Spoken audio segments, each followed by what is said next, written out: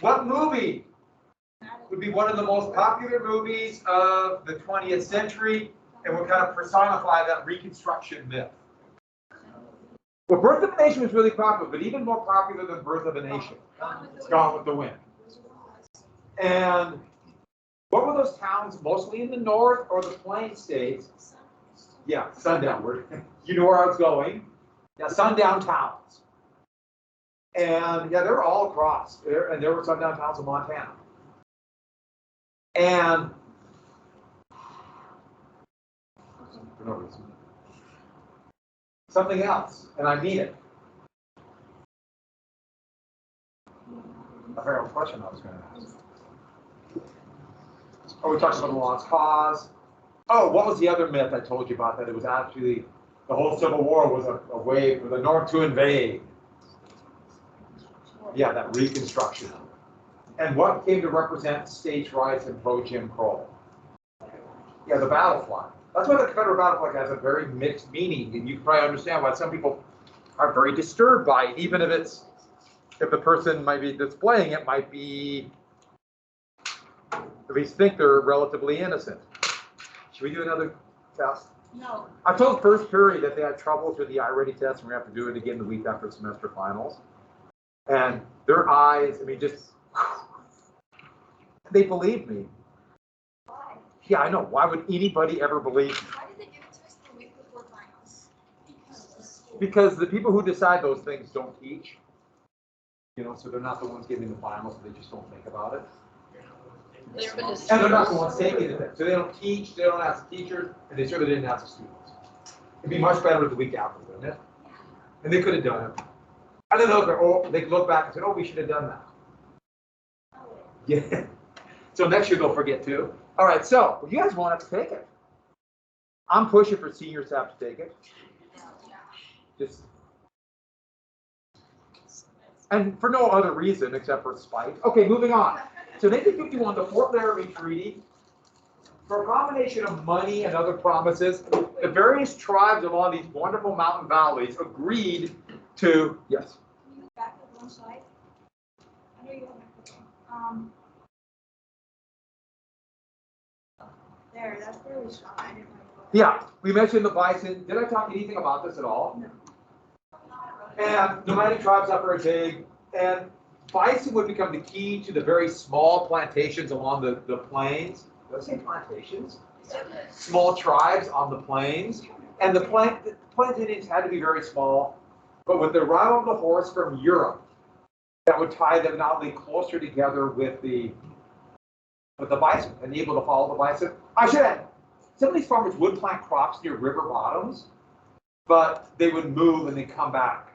I should add, nomadic tribes moved all summer, but in the winter, that's when they hunkered down. They hunkered down and ate the food they stored. I was going to say, I know you landed on the here. Yeah. So the horses came back with the Spanish. And once again, I'll ask, who's that horse? Well, I know what I'll be cooking for you. Yeah. So were there no horses originally in the United States? There were horses, but then when the first peoples came over on the land bridge about 14,000 BC, somewhere around there, they ate all the horses. They killed them. The first horses did this in North America. Yeah, and then they went back, and then ironically, then they kind of came back the long way. Okay. Yeah. I see. Hmm? Yeah. But the big thing, there's a lot of reasons, but the big thing was just good eats. And with that, and so the tribes moved a lot more. There'd be a lot of fighting between the various tribes. And of course, the United States would take advantage of that, just like the British colonists took advantage of that in the colonies, divide and conquer. So we got right here, the Fort Laramie Treaty. Basically, the tribe said, they'll have this land as long as they allow for movement over, let's say, the Oregon Trail. Because most of the United States want to get out clear to here as quickly as possible. And yes, various tribes, they would be breaking the Oregon Treaty as they fight each other. But the big thing was the United States would violate the treaty beginning almost immediately, but the big thing was the 1860s. when the United States would start violating the treaties by going across this land and staying in some way. I should have, bison hunters started coming in here in the 1850s, and the numbers of bison dropped dramatically, but it would really hit with mining. With the explosion or the of mining, first 1849, 48, 49 in California, but quickly spreading. Mining would bring lots of people across the plains, but the big thing is also people across the plains looking for food. That's connection to the mining. This is placer mining, that's Montana. And this pan mining and hydraulic mining, that's in Nevada. Yeah. How does it go? Hydraulic mining? It's hydraulic mine, high pressure water. And on this, and they found lots of ways to sometimes even a steam engine, but the big thing is just have a water source high, and they go through a series of pipes that gets progressively smaller, so it shoots the water out. And say it again. The loose dirt, the rocks, if you get into a fissure, it can split that apart, and then you have to go through and do probably placer mining or something to figure it out. But it's a pretty amazing operation. Yeah. A little bit, yeah. You see some a lot, especially for things like some of the rare earth mining in Africa. It's really damaging to the environment. Not as much as blowing a mountaintop off like they do in West Virginia. All of these specks here, those are just individual gold mines in the 100 years after the California gold rush. To give you an idea of how many gold mines there were. It's not, don't think about size, it's just individual specks. But you can imagine there was Contact Load or Montana.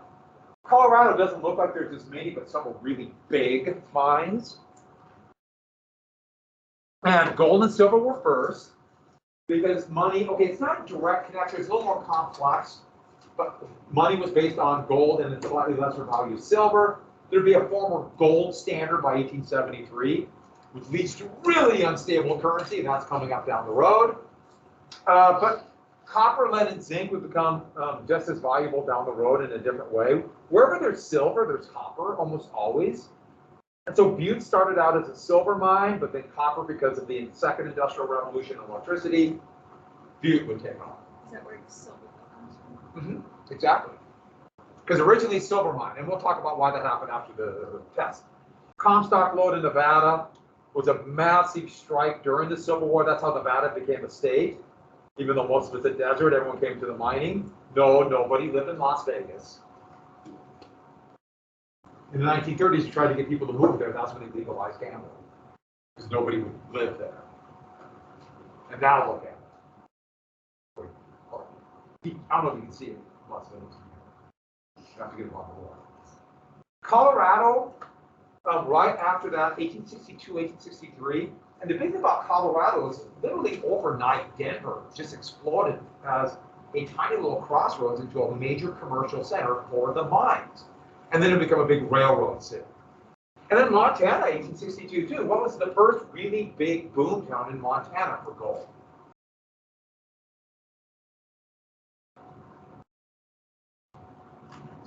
It's near Dillon.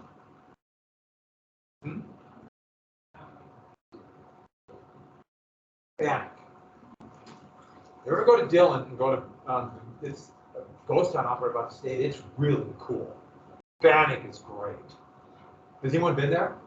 It's really cool. It's the first time I went there, it was just a bunch of ruins, and they've done a great job rebuilding it. I highly recommend it.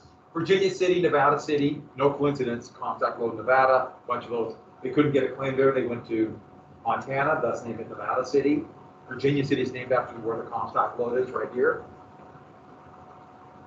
And then, for example, the Fort Georgians, discover a little bit of gold in Last Chance Gulch.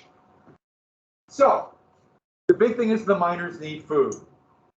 And so that is going to be the first real big hit that Plains Indians are going to get after, obviously, the disease, but when they're coming to start killing things. And that's the first real hit. So you have miners. At the same time, something else really big is going to happen that will forever change the Plains Indians, change the Plains, change everything. At the same time, the Transcontinental Railroad. In 1862, Congress, without Southern opposition, Southern Democratic opposition, some Northern Democrats wanted, but it's complex. 1862 passed the Transcontinental Railroad Act. Sometimes you see it called the Pacific Railroad Act. Now, don't worry too much about the terminology of the time. Transcontinental, in this context, did not mean sea to sea. It just basically meant connecting the railroads here to the Pacific. It wasn't quite sea to sea, but they called it Transcontinental Railroad. And basically, this is massive government aid for two entities called corporations.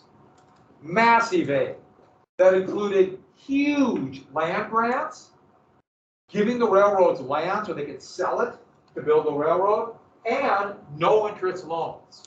So basically, free money. So imagine if you have a company where the government gives you a bunch of very valuable land and free money. By the way, the other railroads didn't get it. So this is definitely massive government aid for business. So the land grants. This map would be done, it's a little bit exaggerated, and I'll show you why, but this is where the railroad would go. And the dark area, half of that land would be given to the railroads. And land next to a railroad is going to be very valuable, so they can sell it for a massive profit.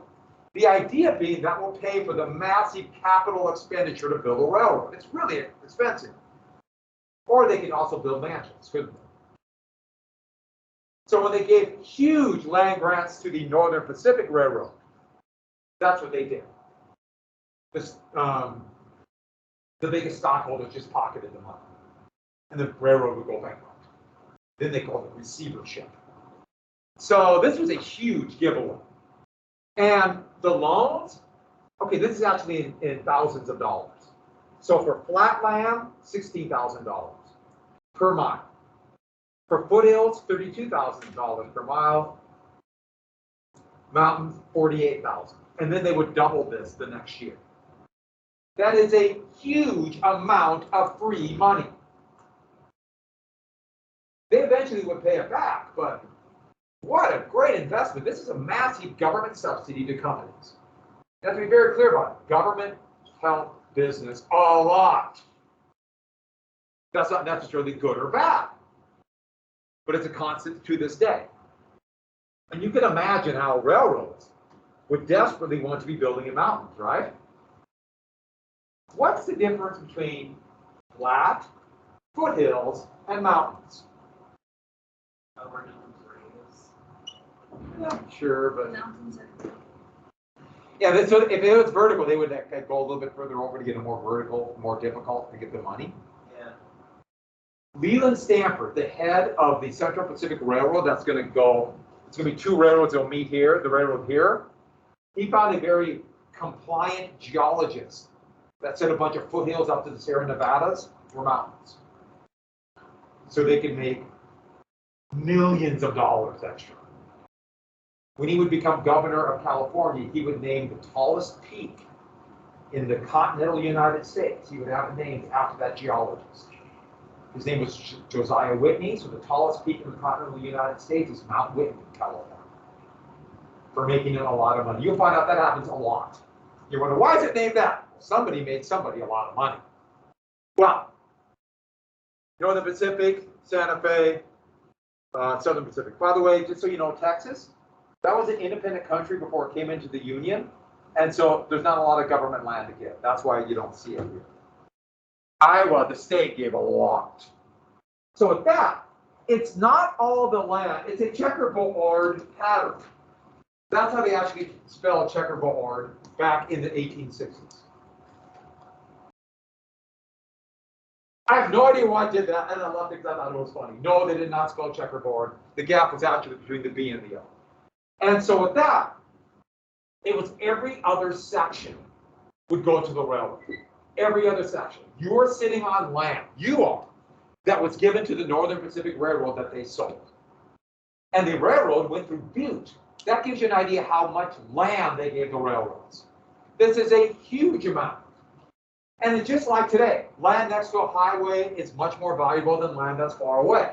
Land next to a highway interstate exit is worth a lot more than land that's not near one. It's the same thing. So this is a huge government subsidy. That subsidy is government money, but it's more than just that. So here's the first transcontinental railroad.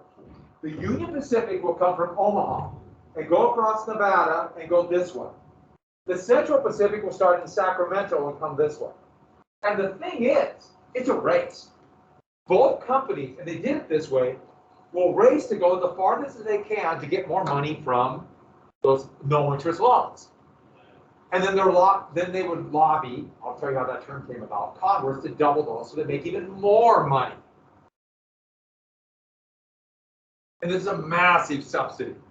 And so they race this way. Now the thing is, the Union Pacific will go more miles. The Central Pacific has the huge Sierra Nevadas. And so they would grade, but the tracks don't just go as fast as they can.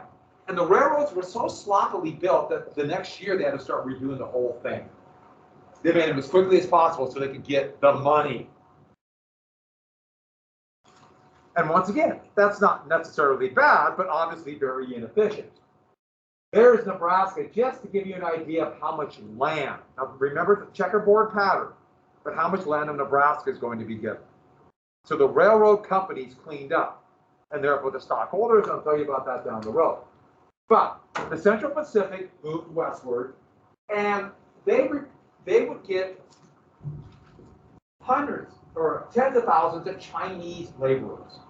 And they were like serfs, almost like sharecroppers. They were sold by their landlords to come to the United States. So they made very little money.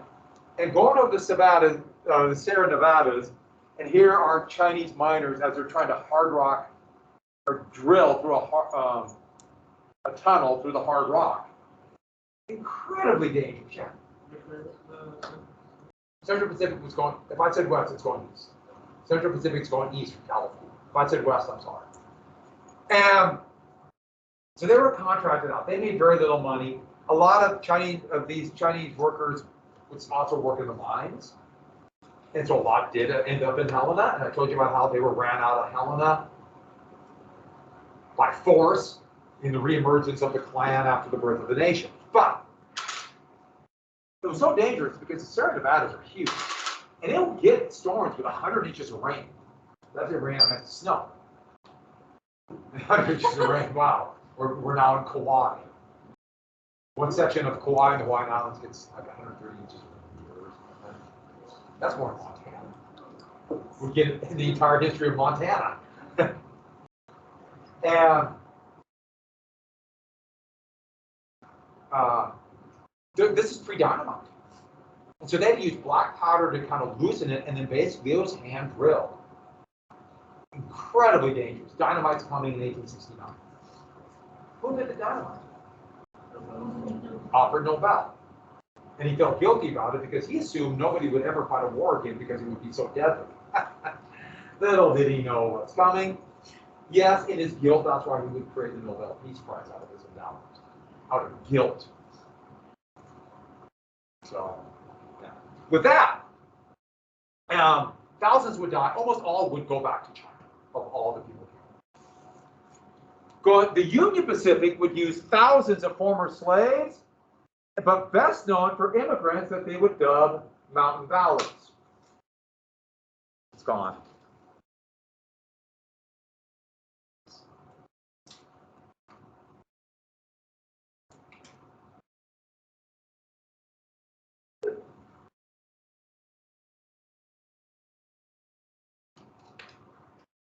And they would be dubbed paddies.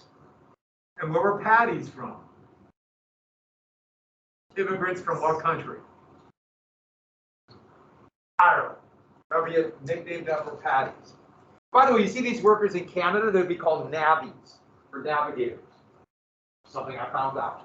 There were navvies who built the Canadian Pacific Railroad. They're transcontinental. And so we have immigrants who would build both ways, and you can see how quickly they built the ties. I mean, this was haphazard. Just go. In fact, by 1869, the grading crews to level it passed each other, the Central Pacific and North and Union Pacific, because they wanted to get as many miles as possible. So the Grant administration had to step in and say, "You're stopping and meeting here," and they picked, yeah. What direction was This is going west. And at Promontory Point, Utah, and this is a symbolic of the big celebration where they met. This is just, if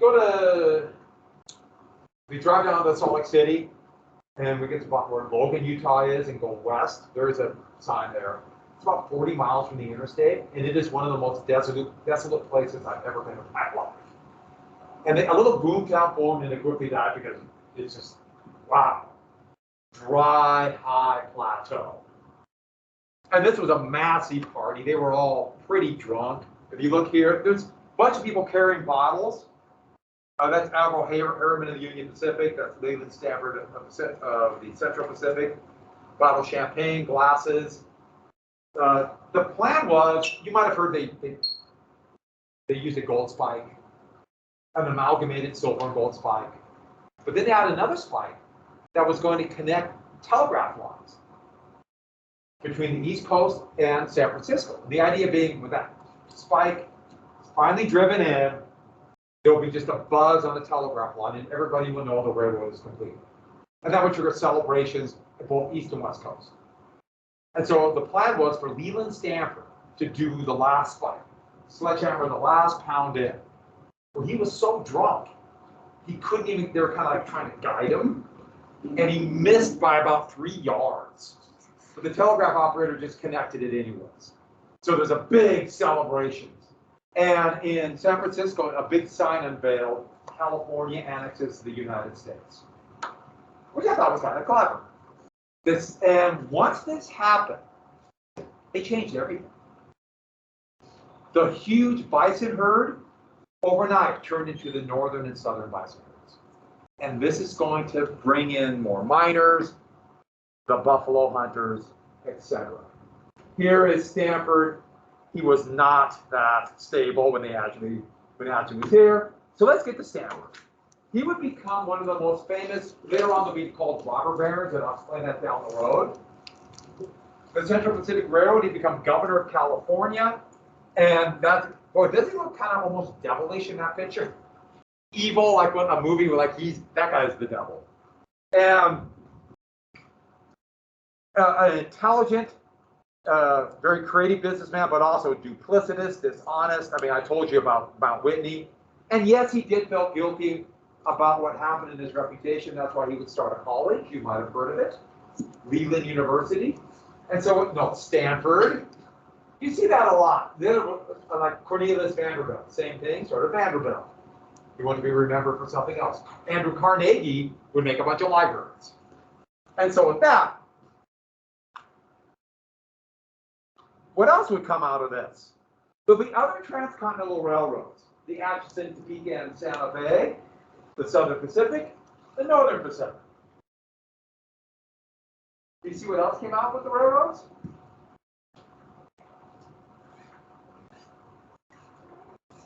That's where time zones come from. The railroads, once they did the transcontinental railroad, it was a real problem doing train schedules when every city had their own noon. Because when's noon? The sun at the highest peak, right? Well, noon's different from east to west. So the railroad just made the time zones. And we just followed. That gives you an idea of the power of the railroads when they decided our time. Don't even think about it now.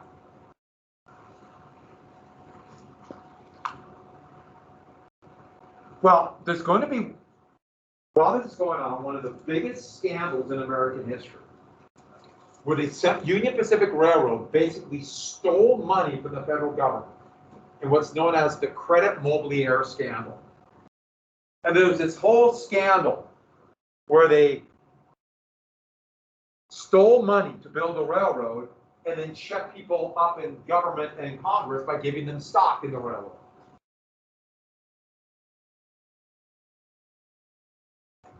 We'll talk a little bit more about the Credit Mobilier scandal, but this was part of the big grant scandals. And this kind of corruption happens kind of all the time. You know, members of Congress, it's actually a big deal right now, buy stock all the time with things that they know are going to be affected by laws they write. And virtually every place else in the world, no, they don't allow that. The United States, we allow that. And one more thing I should add. What a big subsidy to these railroads. By the United States government giving all this money and land to the Union Pacific Railroad. All this, I mean, just massive amounts of money. They're saying we're not going to allow the Union Pacific Railroad to fail. So if the Union Pacific Railroad wants bank loans, that bank will probably give them better rates than somebody who didn't have those subsidies. Because that bank knows the government's not going to let this company collapse. If you wanted to buy stock in a railroad, would you buy stock in a railroad that has all these government subsidies or one that doesn't have them? Subsidies. Yeah, subsidies. Because you know that railroad has this huge advantage. In fact, it's kind of created a monopoly. And so the subsidy is more than just the money. It is immense how much this subsidy is. And yes, we see it today. The best example I can give you is Tesla and Elon Musk. Governments have given him about $5 billion. And what does that do? That tells everybody, boy, the government is not going to allow this company to collapse. And it's become trendy to buy this unreliable electric car that always has to be recalled. They just recalled about half of their cars in the last month. And they're really unreliable. But it's like, wow, but it's going to be here because they've given them so much money, state and national governments. California alone's given them like $2.5 billion. I could make an unreliable car for $5 million, but I don't know. No one talks to me. Moving on. It's no coincidence that the first major law, I should add, government subsidies are neither good nor bad. That's a different value judgment. But you can, I'm telling you how it can lead to huge advantages. So the Chinese Exclusion Act would be in 1884. And here is this, the first law to restrict immigrants in American history. It's no coincidence that's going to come from California. We'll bring all these workers in to build our railroad and then kick them out. And so here is a very racist cartoon of this anti-immigrant. Remember that nativist idea? This is one of the 1880s. Here's a Chinese and Irish immigrant eating Uncle Sam. And then the Chinese immigrant eating the Irish immigrant, implying they're the bigger threat to Americanism, whatever that might be. And so, here is the railroad expansion. So there's the first transcontinental railroad. 1869 was Promontory Point.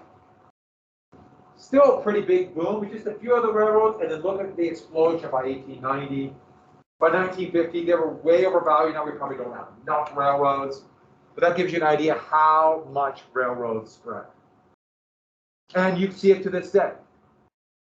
I mean, where are towns that survived, got big, railroads? The city of Seattle, this little tiny town, bribed the Northern Pacific Railroad so it could come there and not Tacoma, and that's why Seattle's a massive city. Yeah.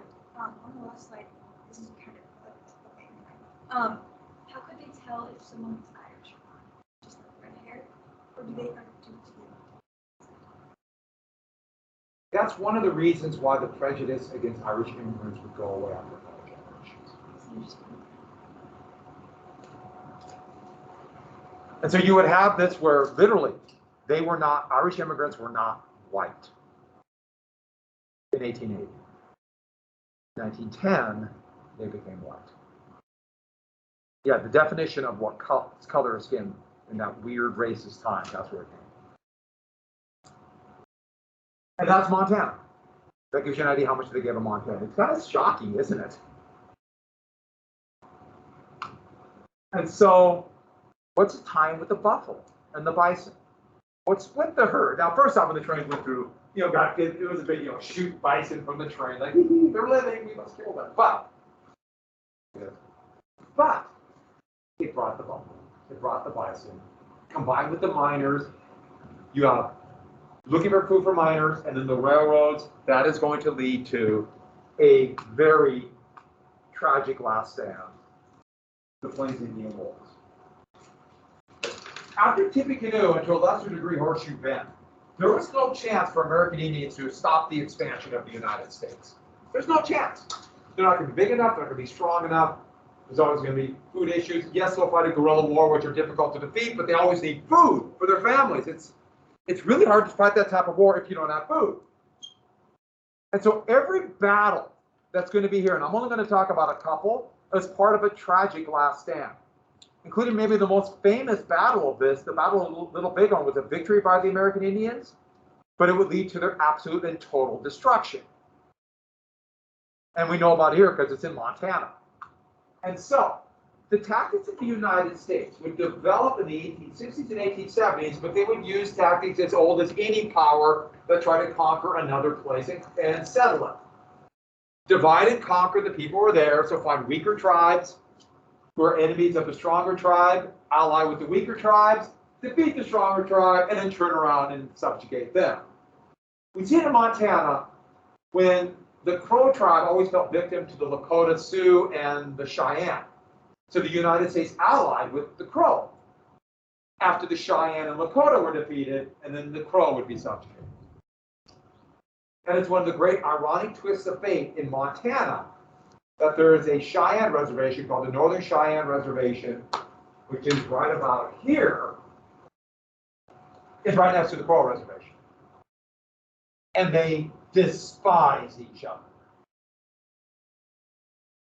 In fact, a very good friend of mine was a Cheyenne, and I remember him telling me, "Don't call me a Crow." And I didn't understand because I was like 10 and had no idea what he was talking about. But now I figured it out. That was a major insult, and back and forth. So with that, the next thing, what to do with those who lived across the plains? Concentration. They call it the concentration policy, but eventually we'll call it reservation. So taking a little bit what they did with the Indian Territory and then just divvy up land. Sometimes the land might be good, but most of the time it was land that was not wanted by the United States, usually far away from the railroads. And reservation.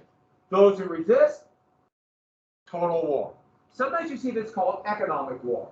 And it was a two-pronged strategy. Build as many forts as possible to hem in the tribes, and you build the forts on bison hunting grain, and then kill the bison. If you kill the approximately 30 to 40 million bison that remained on the plains in 1850 or 1860, if the bison are all killed, then the various tribes have no choice but to surrender and go to the reservation. They can fight as long as they have food. And these are almost always winter campaigns when they're hunkered down. It was very hard for the United States Army to try to get these nomadic tribes because they would scatter too quickly. In the winter, that's when they would attack.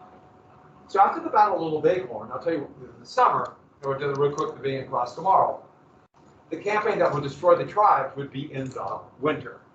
And we're going to get to one fight really quick. Oh, let's do the bison. So all these spots right here, these are forts. And they're going to be all over. And what do forts do? Hem people in. You know, when the English conquered Wales, they built the most amazing castles ever to hem the poor Welshmen in. And the buffalo hunters would go out and protect it using the railroads to ship back the pelts and protected by the army. Not only protected by the army would provide them with ammunition. And they would kill, in fact, in a big herd, one team of bison hunters, Shooter, Skinner, and Cook, who also skinned, they could kill 1,000 bison in one day. And they would go through, quickly skin it, and leave the body to rot. They let the skin hang, dry on this big flat thing that they would take back to railheads and in bales, almost like bales of hay, and send it back east. What would they use these things for? They still might be coats and hats. Let's say it again. They actually did, there would be some on trains. Trade, but they might, okay, but why would people trade for?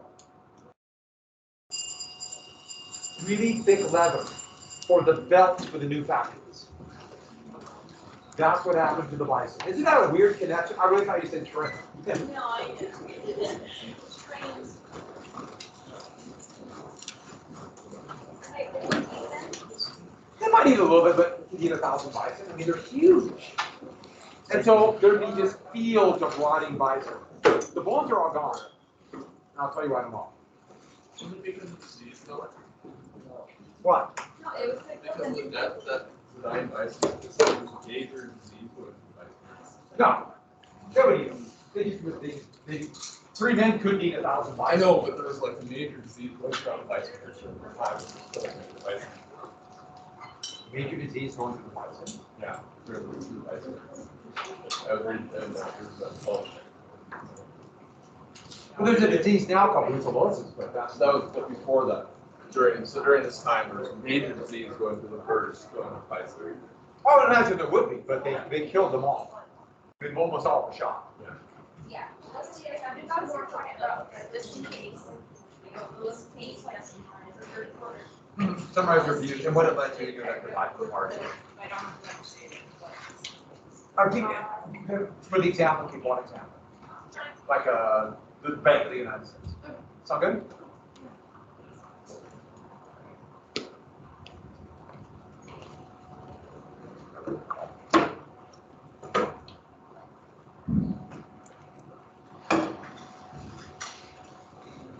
It's like bubbles.